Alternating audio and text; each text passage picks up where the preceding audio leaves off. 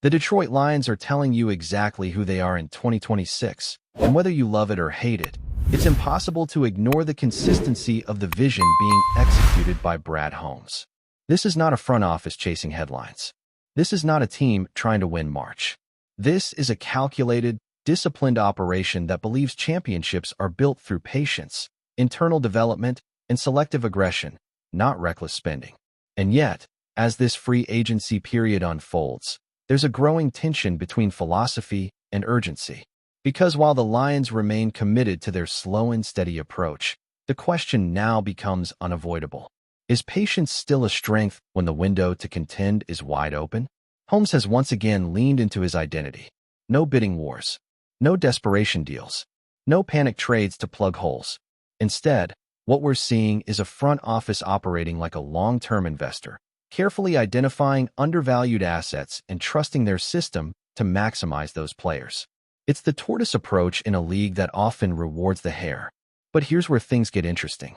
This year feels different, not because of what Holmes has done, but because of what he hasn't done.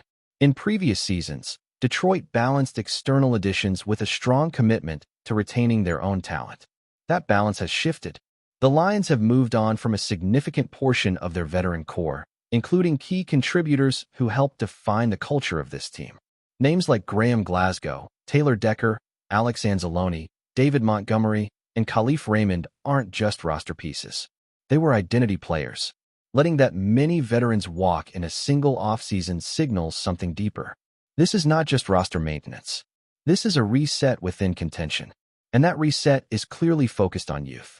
Holmes is doubling down on a philosophy that prioritizes younger, cheaper, and hungrier players. It's a strategy rooted in sustainability, especially with the salary cap tightening and future extensions looming. But it also introduces volatility. Youth brings energy, but it also brings inconsistency. And for a team with legitimate playoff aspirations, that balance becomes critical. Now, where Holmes deserves real credit is in his ability to find value.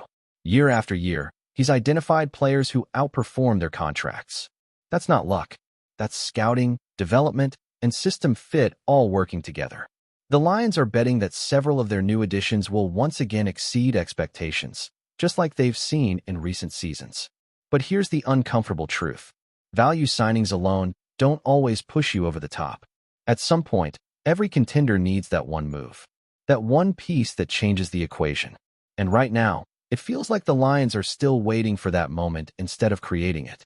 If you're enjoying this kind of deep breakdown and want more inside analysis on how teams like Detroit are building for a championship, make sure you subscribe to the channel right now because we're just getting started. Because when you look at this roster, the biggest question mark is staring you right in the face. Defense. Specifically, the edge position opposite Aiden Hutchinson. The Lions know it. The league knows it. And yet, the solution hasn't arrived. There are still options out there. A player like Joey Bosa represents the type of calculated risk that could elevate this defense. He's not a long-term answer. And yes, the injury history is real. But in a system where Hutchinson commands attention, Bosa wouldn't need to carry the load. He'd just need to win his matchups. That's the kind of move that sits perfectly in the middle ground between aggressive and reckless.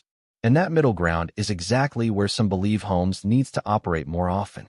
Instead, the Lions have focused heavily on depth, competition, and versatility. Take the addition of Damone Clark, for example. This is a classic Holmes move. A former high-upside prospect with a strong athletic profile, a proven work ethic, and a connection to the coaching staff through Kelvin Sheppard. Clark's story is one of resilience. From a spinal fusion surgery that nearly derailed his career to becoming a full-time starter in Dallas, he's already beaten the odds. But now, he arrives in Detroit at a crossroads. No longer a guaranteed starter, no longer a rising star, but a player searching for his next leap. And what makes this fit fascinating is the relationship with Sheppard. This isn't just familiarity. This is trust built over years, dating back to LSU. Sheppard understands Clark's strengths, his weaknesses, and more importantly, how to push him. But as Clark himself made clear, there are no shortcuts here. No favoritism. In Detroit, you earn everything.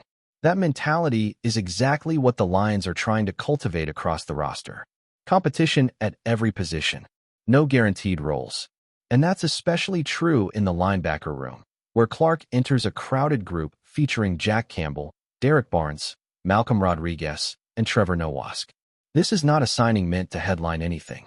It's a signing meant to create pressure, to force improvement, to raise the floor of the entire unit. And if Clark hits his ceiling, suddenly you're talking about a defense with significantly more flexibility.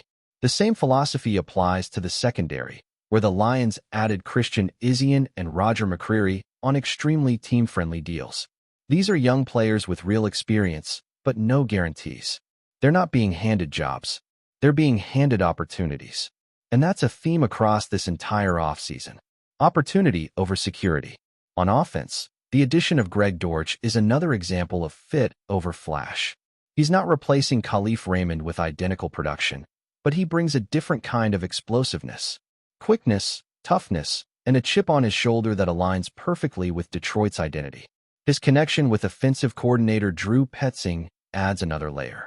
This is a player who understands the system, knows how he'll be used, and believes he can thrive in that role. That kind of clarity matters, especially for a team that values efficiency over experimentation. And then there's the defensive line, where the re-signing of Miles Adams quietly reinforces the depth-first approach. He's not a star. He's not even guaranteed a roster spot. But he's a piece. And right now, the Lions are collecting pieces. But here's the question that keeps coming back. Is this enough?